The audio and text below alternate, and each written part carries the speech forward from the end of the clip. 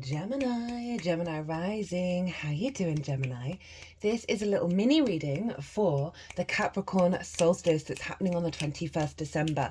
This is when in the northern hemisphere the days start getting longer, in the southern hemisphere the nights start getting longer, and this is a really big pivot point in the year for me. I live in the northern hemisphere. This is the new year, right, of the earth cycles where the sun is reborn. And so it's a big energetic portal. Many sacred sites are linked into the solstices, are all around the world. So I'm going to be pulling some cards on what's the download that you're getting at this portal and how to work with it. And this is a 6-month cycle that goes up to the Cancer solstice, but we then get an energetic upgrade at the Aries equinox. So it's a 3-month focus on this energy, and that energy is going to be underlying the Aries equinox energy as well. Now, I read for the rising signs. So for those of you who do not have Gemini in the first house, look to the house it does fall in, look to the themes of that house, and you want to apply those themes along with all the other meaning you've got going on there to the messages that come through, because it's as if that Gemini energy, wherever it is, has now energetically moved to the first house. So the astrology for the rising sign will always still link in. You just got to add on your own natal chart meaning. For example, I've got Gemini in the 11th along with Chiron and the asteroid Pallas Athena. So I'd apply all of that to what's coming through here. My name's Chloe. I work with card divination, astrology, and I channel multi-dimensional energies through my body. You probably had some light language coming out during that. And all of this is bringing in healing, attunement, and activation codes to what's coming through in this message. Right, let's get into it. So before I get into the astrology for your lovely Gemini risings, I have done a 2-part series on this portal. They're already up, they're already live, and honestly, some of the energy that was coming through, all the energy that was coming through, that was quite phenomenal. There's lots of repeating. There was one particular repeating card, and that was the Magician, which is your ruler of Mercury. Some big transmissions came through as well. In part 1, I talked about the astrology of the exact moment that the sun moves into the sign of Capricorn, and pulled some collective tarot for that. And that was pretty wild. And then in part 2, it's all these oracle cards that you see on here. I've read all of them and brought all those messages together, and it really was quite a phenomenal 2-part series, if I don't say so myself. So if you have the time and the inclination, pause this video, go watch that 2-part series and come back, because it acts as a baseline to what's showing up here. Also, side note, for those of you who are interested in the Mars retrograde, there is a Mars retrograde transit series. That's a really big deal right now, and I'm also offering 50% off all private readings linked into that Mars retrograde. So email me directly if you want to take me up on that offer. So, Gemini rising, this is happening, and this happens every year in your 8th house, and you get big portals with the cardinal energy, and so they're always getting a massive upgrade. And the 8th house is about the outside world's resources and your interaction with it. And this can be mortgages, loans, taxes, debt that's owed to you, debt that you owe, bonuses and commissions, as well as inheritance, both 3D and cosmic inheritance. It's usually dealing with one-off chunks of resources, or the resources of the outside world. So it's not regular resources. Or it's like doing a project, but the resources that you're engaging in aren't yours, right? So that kind of energy. It's also about relationship dynamics, because it's the interaction of reciprocity between you and anything other than yourself, right? Those resources, the exchange between you and anything other than yourself. So time, money, energy, intimacy, ideas. We can often get a lot of scarcity complexes here, a lot of fear mindsets, a lot of codependency, as well as hyper independence, right? Of an imbalance of relationship dynamics, right? Perceiving the outside world and its resources, relationships that you have from a mindset of scarcity, and it's usually for good reason. If certain things haven't evolved, or the resources, you haven't got the things that you thought you needed in order to walk your path.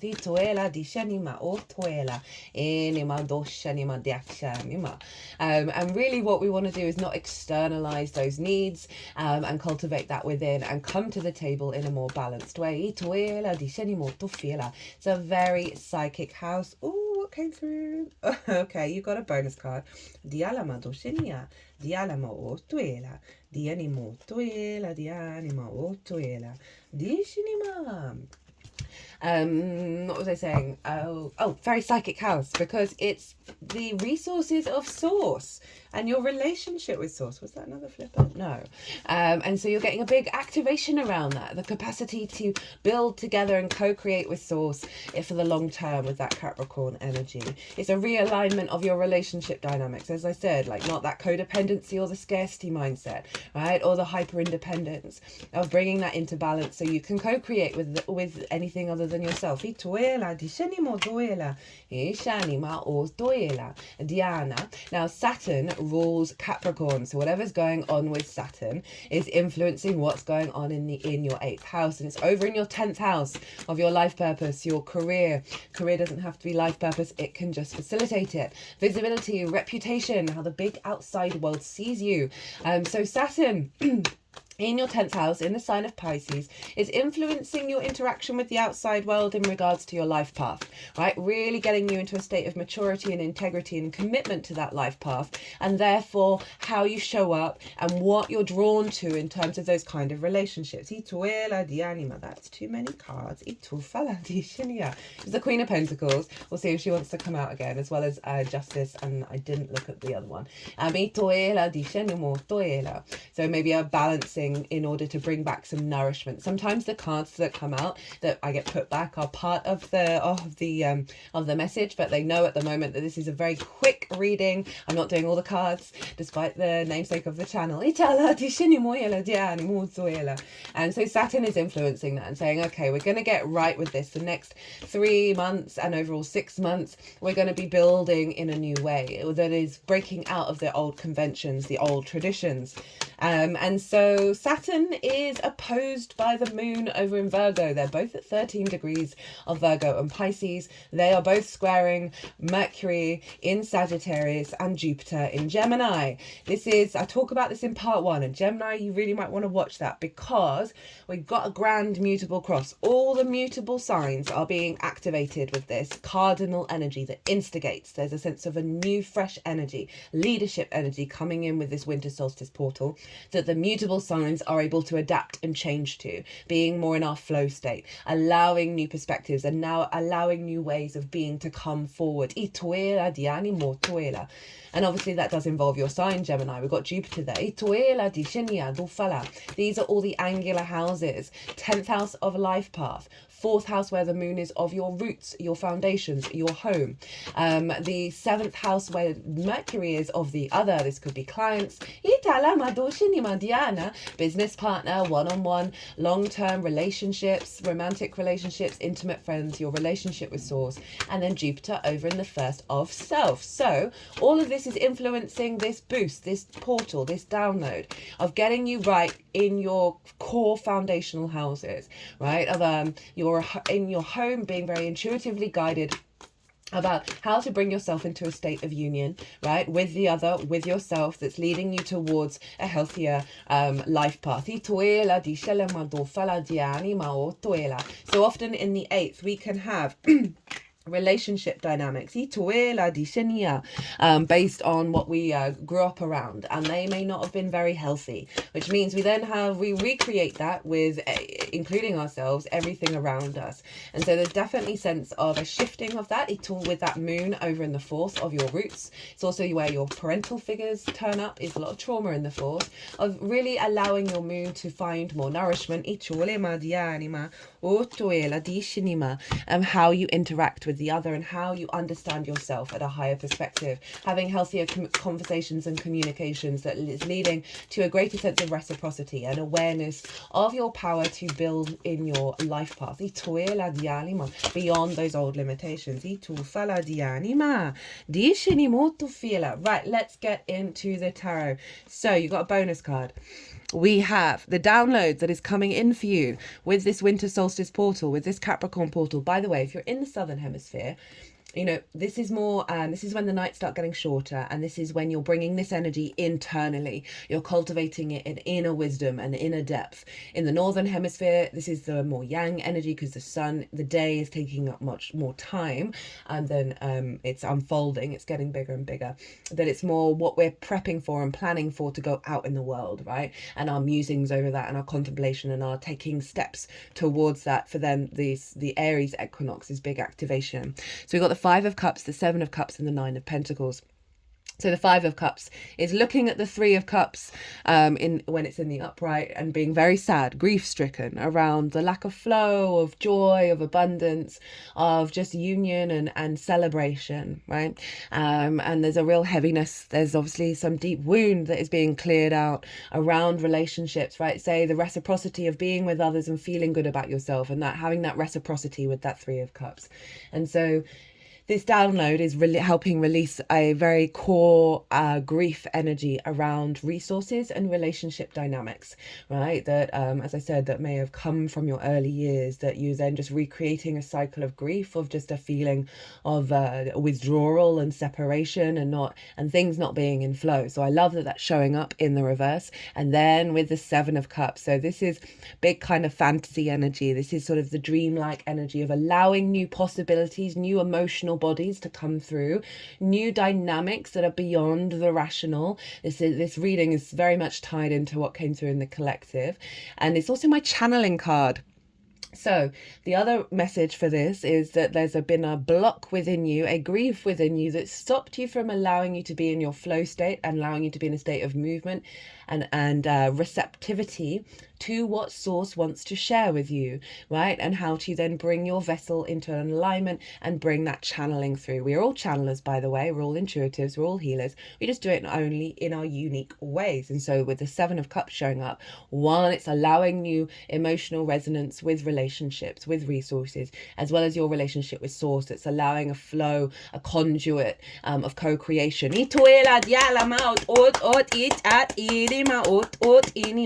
For some of you, this may be new opportunities coming in where you've got lots of things to pick from, right? A lot of possibilities, a lot of, as I said, opportunities, new relationships, resources to facilitate that life path. But like the root line energy is your energy, your emotional body is being woken up. Okay, that's what I needed to say. Woken up to get you out of a rut, getting you out of this fixed energy. This is Mars in Scorpio, and Scorpio is fixed energy. Scorpio for you is in your 6th house of work and also co-creation, collaboration. So we're really activating the next level of your capacity to show up and for the world to show up with you. And I'm not saying you haven't been showing up, but so often we have these core blocks that then, in our unconscious realms stop that momentum. Then we've got the 9 of Pentacles. Love this card. Love this for the 8th house, 10th house dynamic, right? So the 9 of Pentacles, they know what to do in order to bring about holistic life. Happy home, happy work, happy relationships, right? That's all your 1st, 4th, 7th, and 10th, where all the mutable energy is being activated. And the capacity to do the things that you need to do in order to facilitate this holistic life, right? There's an element of boundaries. There's an element of knowing when to say no and knowing when to say yes, right? And a real confidence within yourself to be able to walk that path. So I love that with Saturn, giving you the determination to bring about a holistic life. It's very abundant energy, the 9 of Pentacles. It is about resources as well. So it can be about, as I say, those new opportunities, because your emotional body with that 5 of Cups, 7 of Cups is being healed at a greater level. It's allowing for more abundance to come through. So how to work with it? We have the Page of Swords, and there's that 3 of Cups. So that 5 of Cups was looking very forlornly at. So the Knight, what's going on with my words? I can't even blame it on Mercury being retrograde at the moment. It's gone direct, but that has jogged my memory that at time of recording, the ascendant was in Gemini. Page of Swords is my timeline cruncher, right? It's also very objective. It's able to look to the past, be present in the moment with the momentum of moving forwards, and sort of bring that wisdom, and also use that sword to sort of let go of old perspectives, right? In order to bring a flurry of new ideas. You see all these birds up here. They are the new ideas floating in through the page because it's able to make peace with the past, you know, that objective energy, and with the deeper understanding of being present in this moment. And then this is calling you to celebrate. So and find the joy and find this within yourself, right? And conjure it up. Maybe spend every morning dancing around the kitchen, right? While the kettle's boiling. Maybe sing happy, happy, joy, joy.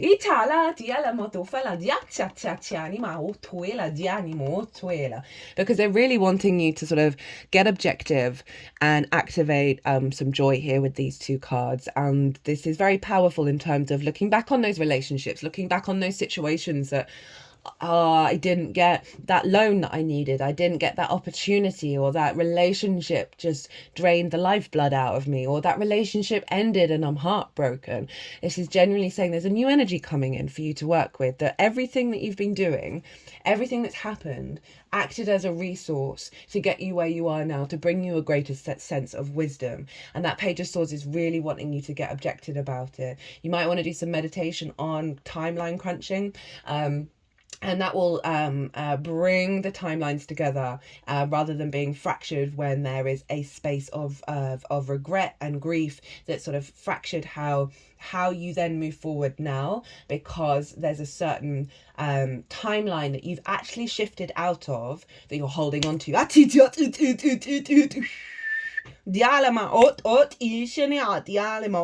was an interesting channeling. And that it's okay to make peace with it, right? So that Five of Cups, that could be something that genuinely brought so much grief for very, very good reason. But it is okay to make peace. It is, you're not a bad person for allowing yourself to integrate and move on. So say there's been an injustice that's happened to you and you're like, but that was still an injustice, right? It's okay to make peace and realize it's not a part of you anymore. Doesn't mean that situation wasn't unfair, but it's about, okay, I'm done. Right, at the bottom of the deck, we've got the Knight of Swords. So this is saying that there's an underlying energy that's going to allow you more movement. That Five of Cups is stagnant energy. It's stuck. It's fixed. It's Scorpio, right? Scorpio's fixed energy. Fixed signs can be very stubborn. I say that most of my chart is fixed, right? I've got a lot of Scorpio as well, and I understand that energy of that Five of Cups of I can't let go, but I know it freezes me. I know it stops me in my tracks. So I love that this Knight of Swords is coming through. Very Gemini energy. This is you confidently embodying the clarity that you have got, the vision, right? That Ace of Swords, and move forwards beyond being attached to the fray around you, right? All these clouds, they are linked into the Five of Swords, which is about domination and subjugation, distorted exchange, right? So that Knight of Swords is rushing past it. It's not even touching it anymore. So this is an underlying energy that you're going to be embodying that's naturally coming through to really allow you to be free. To go and do and walk your path from a higher state of integration. Right, okay, we've got 2 oracle cards. Trying to keep these super quick. Oh my goodness me, I hadn't clocked this one. Okay, this is from Rainbow Brainskull. I hadn't read it when it flipped over. Accept how you feel, then move through it. I mean, that's just summing up what's just come through. I love the imagery of this deck so much. The first thing you look for on a map is the phrase, you are here. Find out where you are currently in your emotion. Now look at the map and determine where you would like to go. Enjoy your walk. Oh my God, Gemini. Oh, I love that. That's so beautiful how that summed up this energy, right, of release. Honestly, the 2-part series, the energy that was coming through it, and I'm not surprised because next year, I mean, there's wild astrology, okay, so this is all linked into Pluto, Neptune, and Uranus. They have been in yin signs. Pluto's now in Aquarius, but the other two are still in yin signs. They're all making harmonious aspects to each other, and the next year they are all moving into yang signs. This is a huge shift in our consciousness, and the solstices really are big portals. 4 big portals, two solstices, 2 equinoxes, massive portals of the year. So they're tying in the whole year energy. Itoe of next year. Itoe la ya tufala. And so I'm going to do a 2-part lecture on that dynamic, because it's so rare, and we are certainly blessed and highly favored to be living through it. We get to witness this shift. Okay, sky dancers, surrender, liberation from attachment. Source, shut the front door on your way out. You are utterly ridiculous in your divine nature. When a sky dancer, surrender. When a sky dancer appears, she's inviting you to welcome the deepest power of the feminine into your life. You have already overanalyzed your situation to exhaustion.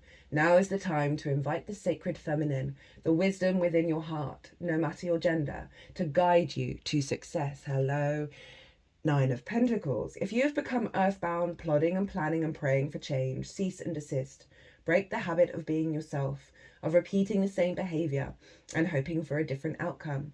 Stop trying to figure it all out and stop overthinking it. Surrender. The sky dancers, these are the sky dancers, right? After that objectivity, that's allowing you to crunch that timeline of then being in this flow state, right? And not having expectations or assumptions about how that objectivity is going to unfold, and find that flow. The